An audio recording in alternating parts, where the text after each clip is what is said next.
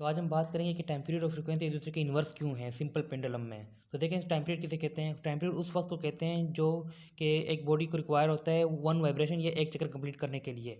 इसको क्या कहते हैं, टाइम पीरियड कहते हैं। अब वन वाइब्रेशन किसे कहेंगे, यानी अगर हमारा सिंपल पेंडुलम का बॉब ए पोजीशन ए की तरफ है तो ए से बी की तरफ आने में, वापस बी से ए की तरफ आने में इसे हम वन वाइब्रेशन कहेंगे, ऐसे हम एक चक्कर कहेंगे। तो फ्रीक्वेंसी किसे कहते हैं, the number of vibration in 1 second is called frequency. यानी 1 सेकेंड में कितने वाइब्रेशन प्रोड्यूस हो रहे हैं, कितने चक्कर कंप्लीट कर रहे हैं, तो वो क्या है, उसकी फ्रीक्वेंसी है। तो अब यहाँ पे मेन क्वेश्चन ये है कि टाइम पीरियड और फ्रीक्वेंसी एक दूसरे के इन्वर्स क्यों हैं। तो जैसे मिसाल के तौर पर अगर हमारे पास एक सिंपल पेंडुलम है, उसका टाइम पीरियड बहुत ज़्यादा है, तो ए से बी और बी से ए की तरफ आने में उसे क्या होगा, ज़्यादा टाइम लगेगा।